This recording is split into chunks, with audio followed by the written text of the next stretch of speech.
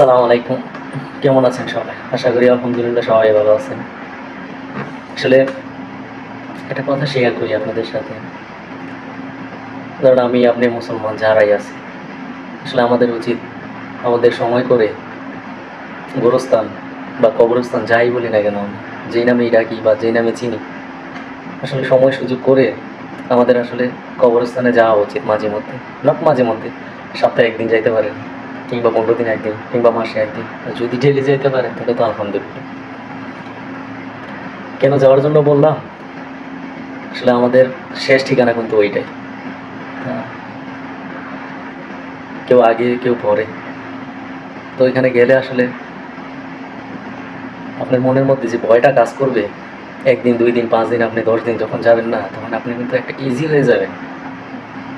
আপনার মনের মধ্যে এই ডর জিনিসটা আসলে দিন বাই দিন কাইটা যাবে। কিন্তু আপনি যদি হঠাৎ করে যান কখনো ১০ বছর, ১৫ বছর, ৫ বছর, ২ বছর পর, তখন আপনার মনের মধ্যে কিন্তু ভয় কাজ করবে। একটা জিনিস চিন্তা করেন, একটা সময় আমাদের মধ্যে ছিল, আমাদের বন্ধু-বান্ধব, মা-বাবা, ভাই-বোন, অনেকে আত্মীয়স্বজন, যারা একটা সময় দুনিয়াতে ছিল, আজকে কিন্তু নাই। আজকে কিন্তু সেইখানে শুয়ে আছে। আমরা জানিই না আসলে তাদের কি হইতেছে কবরের ভিতর। কে ভালো আছে, কে মন্দ আছে, আসলে কেউই বুঝতে পারি না। তো ওইখানে যাওয়ার উদ্দেশ্য হইলো অন্ততপক্ষে আপনি তাদের জন্য দোয়া করতে পারবেন। আর তারা কিন্তু তাকায় থাকে আপনার, আমাদের আত্মীয়স্বজনের জন্য, তাদের আত্মীয়স্বজনের প্রতি, যে তারা আসবে, হয়তো তাদের জন্য দোয়া করবে। হ্যাঁ, এতে করে কী হলো? আপনার ডর ভয় কাইটা গেল। আপনি আপনার আত্মীয়স্বজনের জন্য, বাবা মা ভাই বোন যারাই আপনার দুনিয়া ছেড়ে চলে গেছেন, হ্যাঁ, তাদের জন্য আপনি অন্তত ২টা হাত তুইলা কিছু না কিছু হইলেও আপনি তাদেরকে দিতে পারবেন। এটা নিশ্চয়তা আছে। এই জন্য আসলে মাঝে মধ্যে যাওয়া উচিত ওখানে। গেলে আপনার যে মনের মধ্যে ডরটা আছে, এই ডর ভয় জিনিসটা আস্তে আস্তে কাইটা যাবে। তখন আপনি ইজি হয়ে যাবে। একটা সময় আপনি আসলে কিন্তু ওইখানে যাইতে পারবেন। আসলে প্রতিনিয়ত যাওয়া আসা থাকলে আপনি ইজিভাবে যাইতে পারবেন। আর নাহলে আপনি একটা জিনিস চিন্তা করেন, এত লাইট, এত আলো, দুনিয়ার এত কিছু থাকার পরেও আমরা মাঝে মধ্যে ভয় পাই। আর যে ঘরের মধ্যে ফ্যান নাই, এসি নাই, লাইট নাই, দুনিয়ার মানুষও নাই, জাস্ট আপনি একলা, এমন একটা ঘরের মধ্যে আপনি কখনো থাকতে পারবেন?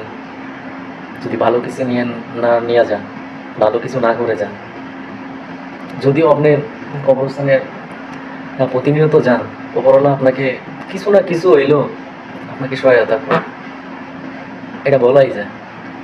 কিন্তু আপনি যদি না যান ওখানে, হঠাৎ করে আপনার দুনিয়ার আলো নিভে গেল, আপনি মৃত, হয়তো আপনাকে কিছুক্ষণ পরে ওখানে রেখে আসবে।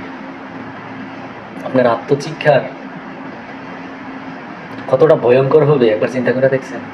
এই জন্য বলি, আসলে সময় সময় করে আসলে কবরস্থানে যাওয়া উচিত, কবর জিয়ারত করা উচিত, আশেপাশে যাওয়া উচিত। তাকে কি হবে, আমাদের মনের ভিতরে যত অহংকার টহংকার আছে না, আস্তে আস্তে কাইটা যাবে। হয়তো সবটা বিলীন হয়ে যাবে না, কিন্তু কিছুটা পরিমাণ হইলেও কিন্তু কাইটা যাবে। ওখানে গেলে অবশ্যই কিছু না কিছু আপনার পরিবর্তন আসবে। আসলে প্রত্যেকটা মুসলমানের উচিত তার আত্মীয় স্বজনদের জন্য ওখানে গিয়ে দোয়া করা, এবং কবরটা জিয়ারত করা, এবং আশপাশটা ঘুরে দেখা। অন্তত একটা মনে প্রশান্তি হইলেও লাগবে যে না, আমি আসছি আমার আত্মীয় স্বজনের জন্য, অন্তত ২টা হাত উঠাইতে পারছি আমি। এতটা অকৃতজ্ঞ হওয়ার দরকার নেই, কারণ আপনি একজন মুসলিম। দেবাশেষ আপনাকে কিন্তু মাটির নিচে দাফন করা হবে, কবর দেওয়া হবে, এটাই চিরন্তর সত্য। আপনি যদি না যান, তাহলে আপনার যে জেনারেশন আছে তারা কিন্তু আপনার কাছে যাবে না। আপনি যদি যান, তাহলে একটা সময় না একটা সময় আপনার জন্য দোয়া করার জন্য আপনার জেনারেশনের কেউ না কেউ যাবে আপনার টানে, আপনাকে ভালোবাসার টানে। কিন্তু আপনি যদি কিছু না করেন তাদের জন্য, তাহলে মনে রাখবেন আপনার জন্য কান্না করার কেউ থাকবে না, ২ হাত তোলার কেউ থাকবে না। যদি আপনি ভালো কিছু করেন, তাহলে আপনি একটু চিন্তা করেন, আপনিও একটা সময় কিছু না কিছু আশা করতে পারবেন, অটোমেটিক হয়ে যাবে। ভাবতেও পারবেন না কেউ না কেউ আপনার জন্য হাত তুলছে ২টা। কিন্তু সেই সুফলটা পাওয়ার জন্য আপনাকে আমাকে কিছু না কিছু করতে হবে। অনেকের বাড়ির সামনে বা একটু দূরে 10 মিনিট 15 মিনিট হাঁটার রাস্তা বা আধা ঘন্টা হাঁটার রাস্তা, কেউ যায় না, যাইতেই চায় না, ভয় লাগে। দুনিয়ায় থাকা অবস্থায় ভয় লাগে। আর একবার যখন নিচে চলে যাবেন, চিন্তা করেন আপনি কেমন লাগবে। এই জন্য আসলে নিজের ইজি করার জন্য ওইখানে যাওয়া উচিত, প্রত্যেকটা মানুষের যাওয়া উচিত ওইখানে। আমরা সব মানুষ একদম দুনিয়াদারি নিয়ে ব্যস্ত আছি। কার জমিতে এক কোদাল মাটি নিয়ে আসবো, কারে একার জায়গা কম দিব, কার টাকা পয়সা চিন্তাই করে নিয়ে আসবো, মানে কারে ঠগায় কীভাবে বড় হবো। হ্যাঁ, দুনিয়াদারি বাড়ানোর জন্য আমরা যা কিছু করা প্রয়োজন আমরা সবটাই করি, কিন্তু ওই কাজটা গায়েই নেই না আমরা। কিন্তু বেলা শেষে চিন্তা করে দেখেন, আপনাকে কিন্তু এই দুনিয়া ছাড়তে হবে কনফার্ম। এই যে আমি এখন কথা বলতেছি, হয়তো আর 1 সেকেন্ডও আমি কথা বলতে পারবো না, হয়তো এখানেই শেষ। সর্বোচ্চ 1 দিন 2 দিন মানুষ মনে রাখবে, পরে আমাকে ভুলেই যায়। ঠিক আছে, তো আসলে দুনিয়াদারির মায়া আসলে ত্যাগ করা উচিত। চোখের সামনে মানুষ মারা যাইতেছে, ওই মানুষটাকে আমরা মাটি দিতেছি, কবর দিতেছি, চোখের সামনে দেখতেছি চলে যেতেছে মানুষ, আর কখনো ফিরে আসে না। এমন না যে 50 বছর 20 বছর পরে সেই মানুষটা আবার ফিরে আসবে, আর কখনোই ফিরে আসবে না। চোখের সামনে এরকম এত বড় উদাহরণ দেখার পরও আমরা আসলে কেন যে পরিবর্তন হই না। আল্লাহ পাক আমাদেরকে নেক হায়াত দান করুক এবং বুঝ দান করুক, যেটা আসলে সবচেয়ে বেশি জরুরি। এখন পরিস্থিতি এতটা খারাপ হয়ে গেছে দুনিয়াদারির, এই দুনিয়ার মানুষের, এই বাংলাদেশের মধ্যে মানুষের কোনো মূল্য নাই। এতে পশু পাখির মূল্য আছে, কিন্তু মানুষের কোনো মূল্য নাই। এত তুচ্ছ জীবন নিয়ে আমরা কত কিছু করি। আজকে আপনার শরীরে শক্তি আছে, আপনার হাতে 2টা লাঠি আছে, তারপরে আপনার জনবল বেশি, আপনি একটা নিরীহ মানুষের ধৈর্য অত্যাচার করেন, যা মন চায় তাই করেন, বিবেকই নেই আপনার। অথচ দেখেন একটা সময় আপনার যখন চলে যাবেন, একটা চুল ধরার মতো আপনার শক্তিটা থাকবে না। এরকম একটা তুচ্ছ জীবন নিয়ে আপনার আমি কত বড়াই করি এবং কত কিছু করি। বেলা শেষে এটাই বলবো, প্রত্যেকটা মানুষের নামাজ পড়া উচিত।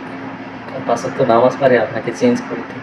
ঠিক আছে, দেন এত কিছু হওয়ার পরও আমরা পরিবর্তন হই না। এত মাহফিল, এত কিছু এত গান দিতেছে মানুষ, আমাদেরকে বুঝাইতেছে, তারপর আমাদেরকে সোজা রাস্তায় নিয়ে আসতে পারে না। আর একটা জিনিস চিন্তা করে দিই, যদি এরা আমাদেরকে না বুঝাইতো, এত কিছু না হইতো, মাহফিল এইটা সেইটা, হ্যাঁ টিভি চ্যানেলে সচেতনামূলক কোনো কিছু, এগুলো যদি না থাকতো তাহলে আমাদের অবস্থা কী হইতো চিন্তা করে দেয়। জাইলিয়া যোগকে আমরা ফেল করে পালাম।